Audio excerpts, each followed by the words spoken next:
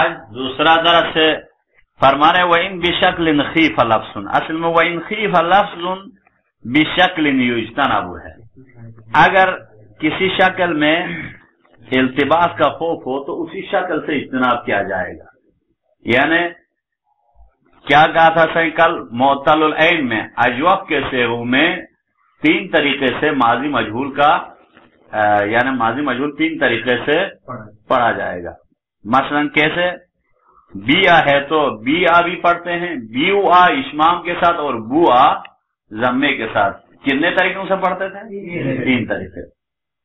اگر انہی تینوں طریقوں میں سے کسی ایک شکل میں کسی اور کے ساتھ اشتباہ ہو رہا ہے تو اس شکل سے بچا جائے گا، باقی دو شکلیں جائز ہوگا. اگر دو میں اشتباہ ہو رہا ہے تو وہ ایک ہی شکل ہی باقی رہنا ہوگا. سمجھ آ رہا ہے؟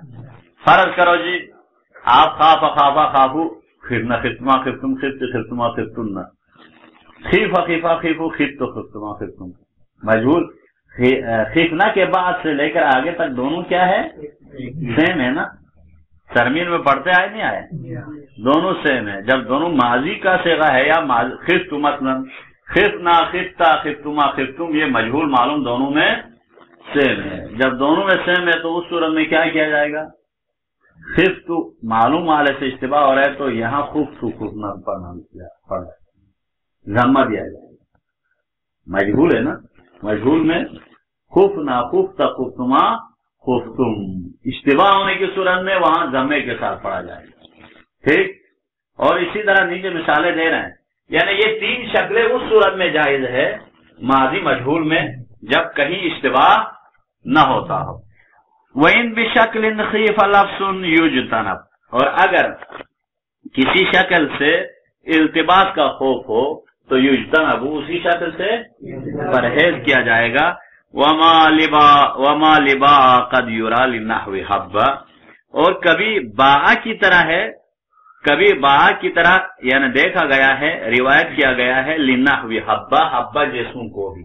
حبہ میں بھی مضاعف میں حبہ میں بھی تین طریقے سے کبھی کبھی تین طریقے سے اس کو بھی پڑھا جائے گا. حبہ کو حبہ، ہبہ ہبہ حبہ، اس طرح تینوں طریقے سے. تو جیسے فرما رہے ہیں دیکھیں ثم هذه اللغات الثلاث، پھر یہ جو تینوں جو لغات ہے انما تجوز ما امن اللفظ، یہ اس صورت میں جائز ہے جہاں التباس کا امن ہو تو جائز ہے، جہاں جہاں التباس کا امن ہو تو جائز ہے. لیکن وَإِن بِشَكْلٍ مِّنْ أَشْكَالِ الْفَاعِلِ مُتَقَدِّمَةِ، اور اگر کسی شکل میں جو فاعل متقدمہ کے اشکال جو تین بیان کیے تھے ان میں سے بی آ، بیو آ، بو آ، ان تینوں میں سے کسی ایک شکل کے ساتھ خیف لفظ التباس کا خوف ہو. لفظ ہے، ہاں لفظ نہیں ہے، لفظ اس کو کہتے ہیں لباس کو، لفظ التباس کا خوف ہو تو یحصل بین فعل الفاعل و فعل المفعول، یعنی کیسے التباس کا خوف ہو؟ التباس کا خوف مثلا حاصل ہوتا ہے کہاں؟ یحصل بین فعل الفاعل، یعنی فعل فاعل کے درمیان، و فعل المفعول، فعل یعنی معلوم اور مجہول کے درمیان کہیں خوف ہو تو یجتنب ذالک الشکل، تو اس شکل سے اجتناب کیا جائے گا، پرہیز کیا جائے گا. کا خافا، جیسے خافا ہے. بس اس خافا کی فَإِنَّهُ إِذَا أُسْنِدَ إِلَىٰ تَاءِ الضَّمِيرِ، پر اس کی نسبت دی جائے تائے ضمیر کی طرف، یعنی تائے متکلم کی طرف، تائے متکلم ہو یا تائے مخاطب ہو، سب خفتا خفتو خفتی یہ سب تائے ضمیر ہے، اس کی طرف نسبت دی جائے تو یقال خفتو. مثلا آپ کہیں گے کیا؟ خفتو بکسر الخاء، خاء کو کسرے کے ساتھ پڑھتے ہیں نا صحیح. خافا خافا خافو کا فعل معلوم ہے کیا؟ خفتو خفتما خفنا خفتا خفتما خفتم، خاء کو کسرے کے ساتھ. فَإِذَا بُنِيَ لِلْمَفْعُولِ، اور اگر یقیناً اس کو جب بنایا جائے مجہول کے لیے، مفعول سے بنانے یہاں مجہول کے لیے بنایا جائے تو فَإِن كُسِرَتْ، اور وہاں کسرہ بھی آ جائے تو حاصل اللفظ، تو وہاں کیا التباس حاصل ہوتا ہے، چونکہ وہاں بھی خیف خیفہ مجہول بناتے ہوئے بھی خفنا خفتما خفتم ہی پڑھتے ہیں، تو اشتباہ ہوا نہیں ہوا؟ پتہ نہیں چلے گا اب خطہ معلوم کا صیغہ ہے یا مجہول کا صیغہ ہے. تو ایسے میں فیجب ضمہ، مجہول والے میں ضمہ دینا واجب ہے. فیقال خفت، تو وہاں کیا پڑھیں گے؟ خفت. جہاں اشتباہ نہیں ہوتا اور گردان کرنے میں کوئی حرج نہیں ہے، گردان اس طرح ہے، لیکن جہاں مورد استعمال میں کہیں اشتباہ ہوتے ہوئے نظر آئے تو وہاں آپ خفت پڑھیں گے. ہاں ظاہر ہے ایسا ہی ہے، لیکن دیکھنا پڑے گا قرآن میں یہ ہے یا نہیں ہے، لیکن کسرے کے ساتھ ہے وہاں. جیسے ردت الینا، قرآن میں یہ جو آیت ہے نا ردت الینا، وہاں کسرے کے ساتھ استعمال بھی ہوا ہے.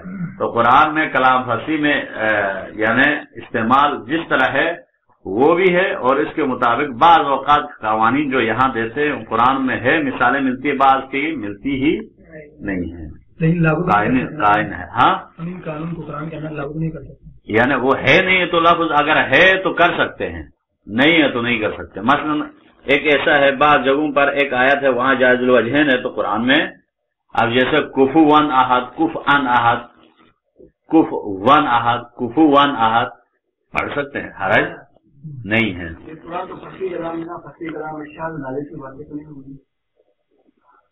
کیا کہہ رہے ہو؟ ہاں تو کیا ہو گیا اس میں؟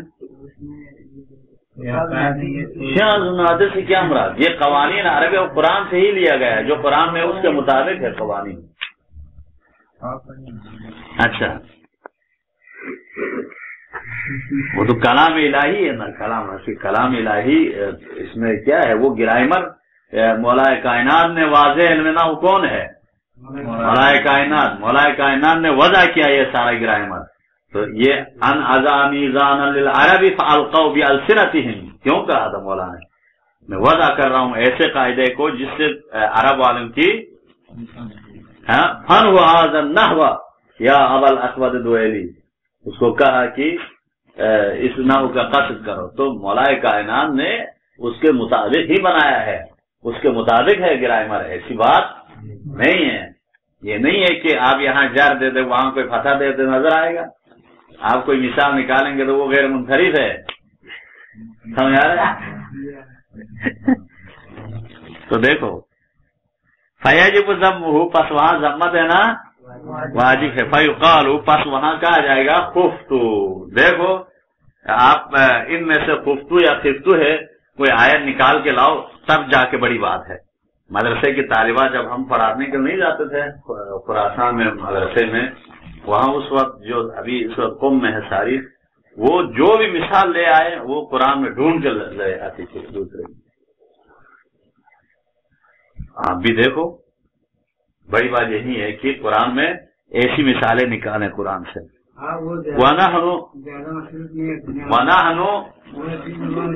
کیوں آپ لوگ مصروف ہو کے کیا ہوتا ہے؟ نہیں، مرد کا کام یہ ہے کہ وہ علمی حوالے سے ہر چیز میں آگے بڑھے. مرد اسی کو کہتے ہیں، مرد اس کو تھوڑی کہتے ہیں کہ صرف ہاتھ پر مونچھے آنے سے مرد تھوڑی ہوتے ہیں. مرد کا کام کیا ہے؟ مرد کا کام یہ ہے کہ وہ ہر کام میں مرد بن جائے، مجلس میں بھی مرد بن جائے، تقریر میں بھی مرد بن جائے، درس میں بھی مرد. اب خواہران واقع یعنی بہترین پڑتی ہے. آج کا درس کل کو بالکل حل کر کے، اور آپ بھی کرتے ہیں لیکن مزید کریں، اس میں بہت محنت کریں، اسی کو مرد کہتے ہیں. ہاں ائمہ معصومین علیہ السلام جو بھی کلام الہی سے لے کر سب چیزیں ابھی محنت کریں گے تو حل ہوگا، ورنہ نہیں ہوتا ہے. موبائل لے کے بیٹھنے سے نہیں ہوتے، شلوار اور قمیض اور پہننے سے ذرا حل نہیں. ہاں تو اس کے لیے کچھ طریقے بھی ہے، بال وغیرہ بھی تھوڑا سا کم کرنے سے، نماز شب وغیرہ بھی پڑھنا ہوگا. یہ چیزیں بہت ضروری ہے، نماز شب بہت ضروری ہے.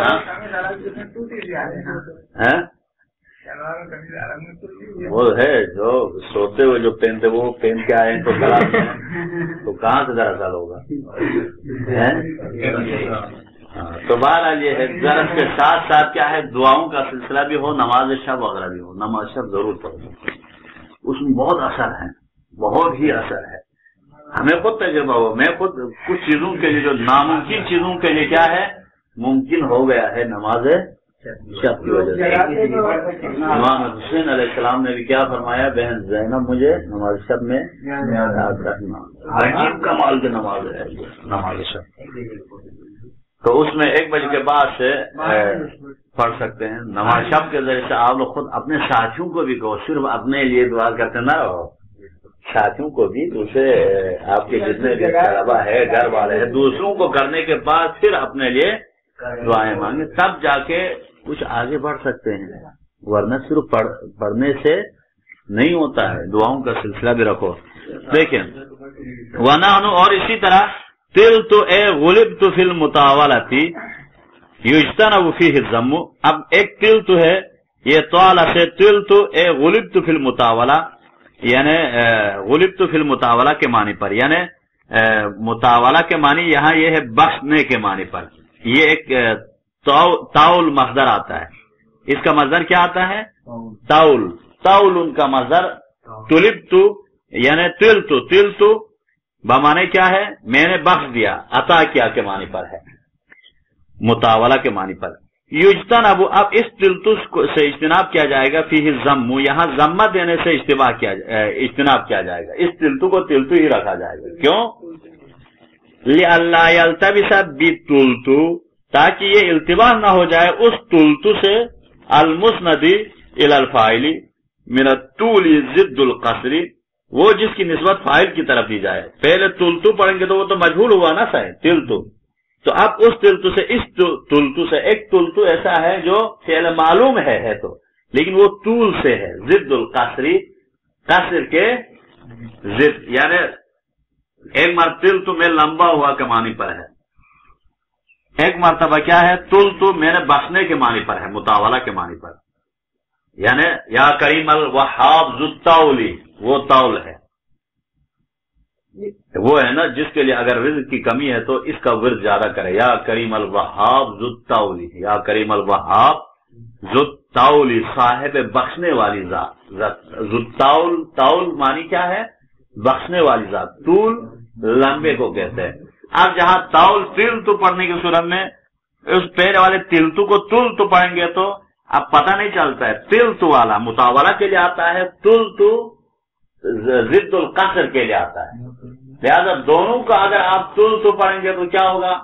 دونوں تلتو پڑھیں گے تو پتہ نہیں چلے گا وہ طول والے سے ہے یا طول والے سے ہے. ایک کا مصدر طول آتا ہے، ایک کا مصدر کیا آتا ہے صحیح؟ طول آتا ہے. طول کا معنی بخشنے کے معنی پر، طول کا معنی کیا ہے؟ نصیر سومرو مثلا، تو جو لمبائی کے حساب سے ہے. لہذا تلتو کو تلتو پڑھیں گے تو اشتباہ ہوگا، تلتو پڑھیں گے تو طول معنی والا رہے گا، تلتو پڑھیں گے تو طول والا رہے گا. تو بس یہاں ایسے موارد میں اشتباہ ہونا ہو تو وہاں اشتباہ والے سے بچا جائے گا. وَمَا لِبَاءَ لِمَلْعَيْنُ تَلِي، دوسرے شعر میں فرماتے ہیں وَمَا لِفَابَا، اور جو با کے فا کے لیے جو 3 استعمال کر سکتے کہا نا، 3 لغات ہے کہا تھا، وہی تینوں لِمَلْعَيْنُ تَلِي اس کے لیے بھی ہے جو عین الفعل کے پیچھے آ جاتا ہے. لِمَلْعَيْنُ جس کے پیچھے عین الفعل آتا ہے، اس کے لیے ہے جس کے پیچھے عین الفعل آتا ہے، جس کے پیچھے عین الفعل آتا ہے. کہاں؟ فی اختارہ و انقادہ، اختارہ اور انقادہ میں. اختارہ کا وہ کیا آتا ہے؟ اختیرہ ہے نا،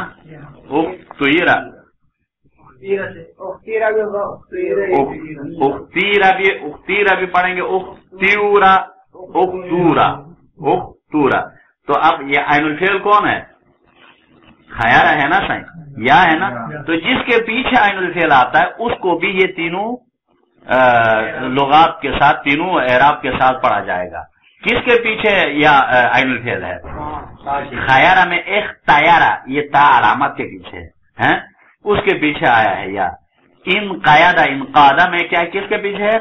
انقیادہ، قاف کے پیچھے ہے. تو یہ قاف اور تا کو تینوں لغات کے ساتھ پڑھا جائے. جس طرح بیاہ میں 3 صورتیں ہیں، اسی طرح اختورا، اختیرا، اختیورا.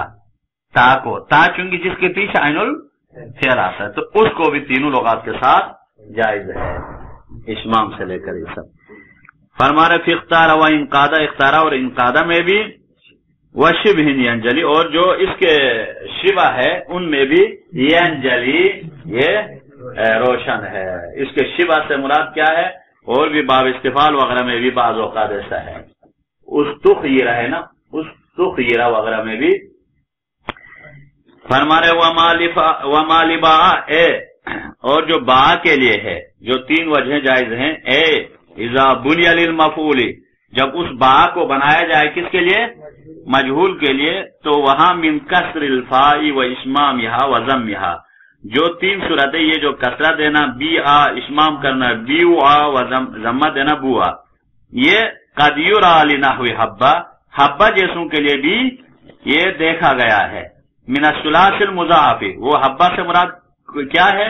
ثلاثی مضاعف میں سے المدغمی، جو مدغم ہو۔ اذا بنی للمفعول، اور وہ بھی جب اس کو بنایا جائے کس کے لیے؟ مجہول کے لیے۔ اب حبہ کو آپ مجہول کے لیے بنائیں گے تو کیا پڑھیں گے؟ حبہ پڑھیں گے نا سر، تو وہاں بھی تین وجہ جائز ہے۔ وأوجب الجمہور الضمہ، لیکن سنو، یہاں ناظم نے تو فرمایا کہ حبہ میں بھی کیا ہے؟ تینوں وجہ، ہبہ، حبہ، حبہ، تینوں اس کے لیے بھی ہے کہا، مضاف کے لیے بھی۔ لیکن یہاں فرمایا تو وأوجب الجمہور الضمہ، جمہور نے تو فرمایا کہ واجب قرار دیا اس کو ضمہ ہی دینا، حبہ۔ لیکن واستدل مجیز الکسر بقراءۃ علقمہ، لیکن دلیل لائے ہیں کسرے کے جائز ہونے نے، مجیز الکسر دلیل لائے ہیں کہ کسرے کے جائز ہونا ہے بقراءۃ علقمہ، علقمہ کی قراءت میں، جیسے قرآن کی آیت میں سورہ یوسف میں ردت الینا، یہ ردہ حبہ کے وزن پر ہے، وہاں مجہول کے صیغے میں کیا لائے ہیں؟ ردت بھی لائے ہیں۔ تو اس سے پتہ چلتا ہے کہ کسرے کے ساتھ بھی پڑھ سکتے ہیں، اور لیکن جمہور کا نظریہ تو ضمہ ہی واجب ہے، لیکن ناظم کے نزدیک اور اس کے مطابق، قراءت کے مطابق جائز الوجہین ہے۔ وما ثبت لفا با، اور جو با کے فا کے لیے جو حکم ثابت ہے، اذا بنی للمجہول مفعول، جو جب اس کو بنایا جائے مفعول کے لیے مجہول کے لیے، من جواز الثلاثۃ، جو تین صورتیں جو جائز ہے، ان میں سے فہوا لما العین تلی، اس کے لیے بھی ہے، لما یعنی للذی، اس کے لیے بھی ہے العین تلی، جس کے پیچھے عین الفعل آ جائے، اس کے لیے بھی ہے، فی کل ثلاثی، اور وہ بھی شرط یہ ہے ثلاثی میں معتل العین ہو، معتل العین ہو، خیر وغیرہ ہے نا سر، معتل العین ہو۔ اجوب کو باب استفعال، باب افتعال، باب انفعال میں لے جاؤ تو وہاں بھی وہی جائز الوجہین ہے، وہی صورت ہے، اس کے لیے بھی ہے۔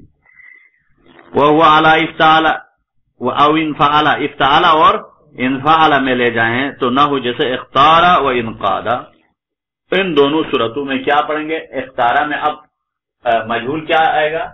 اختیرا، اختیرا ہے نا، اختیرا میں اختیرا بھی پڑھیں گے، اختیورا، اختورا، تینوں وجہیں جائز ہے۔ لزینی ینجلی، ان دونوں کے لیے کیا ہے؟ ینجلی روشن ہے۔ خبرن، یہ ینجلی ترکیب میں کیا ہے؟ کہا تو خبرن خبر ہے، محل حصول ما لفابا، ما لفابا کے یہ جو ما مبتدا ہے نا سر، اس کے لیے ینجلی کیا ہے؟ اس کا حاصل ہونے کا محل ہے، یعنی مقصد یہ ہے خبر ہے، جو با کے فا کے لیے ہے وہی عین کے لیے روشن ہے۔ وما لفابا لما ولیت ہو، بعض نے تو اس کو ینجلی کو کیا ہے؟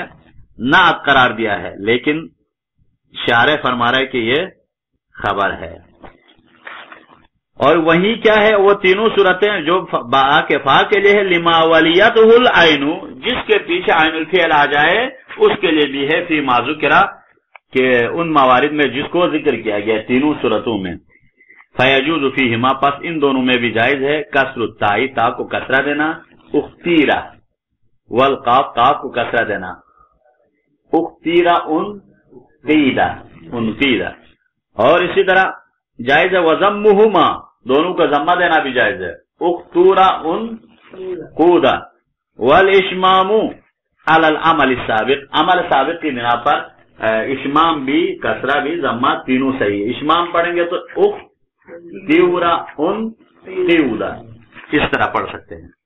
وَيُلْفَظُ بِحَمْزَةِ الْوَصْلِ عَلَى حَسْبِ التَّلَفُّظِ بِهِمَا. ہاں لیکن ایک بات ہے یہاں شارح یہ فرما رہے ہیں وَيُلْفَظُ بِحَمْزَةِ الْوَصْلِ، حمزہ وصل کو تلفظ کیا جائے گا عَلَى حَسْبِ التَّلَفُّظِ بِهِمَا، جو تا اور قاف کو تلفظ کرتے اسی سے حمزے کو بھی تلفظ کریں گے کہا. تو اس سے پتہ یہ چلا تے کو کسرہ دیں گے تو اختیرا پڑھیں گے، اختیرا نہیں اختیرا. تا کو ضمہ دیں گے تو اختورا پڑھیں گے، اس طرح پڑھیں گے. یعنی فرمایا وَيُلْفَظُ بِحَمْزَةِ الْوَصْلِ، حمزہ وصل کو تلفظ کیا جائے گا عَلَى حَسْبِ التَّلَفُّظِ بِهِمَا، جو ان دونوں کے لیے تا اور قاف کے لیے تلفظ کیا گیا تھا وہیں حمزے کو بھی حمزہ وصل کو بھی اسی تلفظ. یہ فرق ہوا پہلے والے سے. بیا میں تو بیا بیا بیا، لیکن اس میں بھی وہی تھا نا، بیا تھا بیوا اور بوا، وہاں بھی ایسا تھا اور یہاں بھی اختیرا اختورا اختیورا، یہ تینوں وجہ کافی ہے یہاں تک. وآخر دعوانا الحمدللہ رب العالمین.